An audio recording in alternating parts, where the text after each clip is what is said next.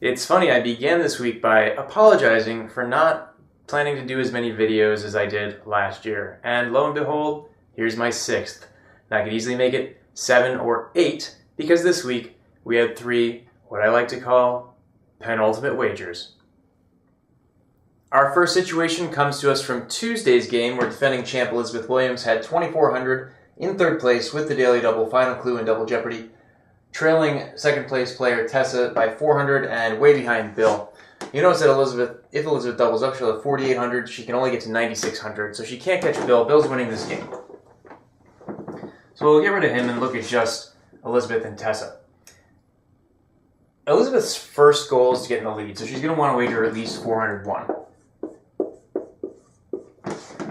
Now, on the downside, if she drops down to 1,400, she'll have exactly half of Tessa's total. So Tessa could just wager 0 and guarantee 2nd place based on having the higher score heading into final. So she's going to want to cap this at 999. Now maybe she does like the category and she wants to be a little bit more aggressive. What does she have to do? Well, if you think back to breakpoints, she'll want to get to at least where Tessa has no more than 2/3 of her total, so that would be half of that is 1,400, add that, that's 4,200. So Elizabeth would want to get to 4,200. That means she'd need to wager 1,800. That would put her out of contention if she's wrong, but it puts her in great shape if she's right. Because you'll see, that's 5,600. She'll wager 1,400 to guarantee the tie if they both get it right. And if she's wrong, she's going to have 2,800. Which would tie her with Tessa. That means Tessa has to get it right. If she wagers 0, she's going to lose the tiebreaker for 2nd place. So either one of these is good. The 1,000 is not great. Tessa wagered properly.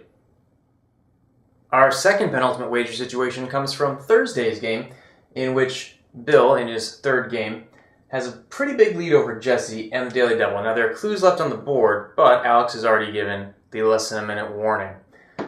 So maybe Bill plays as if this is the last clue and stalls for time before giving his answer.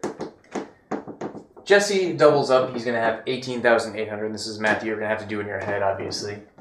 So 18,800, that's a difference of 2,600. Now there are 3 $2,000 clues left on the board. I would fall no farther than 2,000 above Jesse. So up to 11,400, which is as much as 4,800. No real reason to go bigger than 2,600 or 2,601. There's no benefit because if Jesse gets a $2,000 clue, he'll be within range. And Bill went for just 2,000, got it right, the horn sounded, and he still needed to get final right.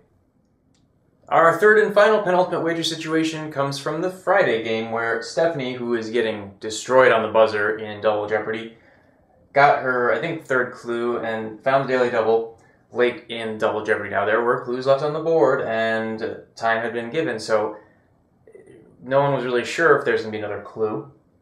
As it turns out, there wasn't, but that's beside the point. Stephanie, I liked the 4,400 wager strictly because it was ballsy. It showed that she came to play. I don't like it because it gives her no chance of winning if she's wrong, and the horn sounds. What I would have liked instead, if she had any assumption that this is going to be the last clue, notice that the difference between Bill and Matthew is 200. First equals 2nd plus 3rd. If Stephanie has 200, she can force Bill to wager to tie.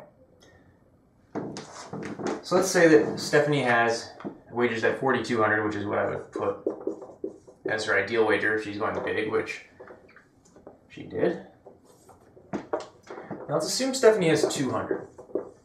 She doubles up, she's going to have 400. Bill, to cover Matthew, is going to need to wager 11,000.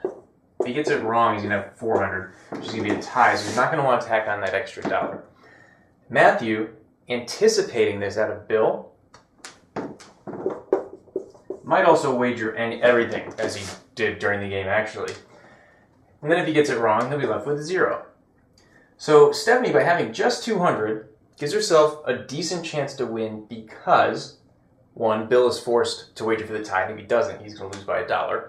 And Matthew, sensing this, makes a suboptimal play. Well, it was quite the busy opening week for me. 5 final wagers, 3 penultimates. We'll see what happens next week. Enjoy the rest of your weekend.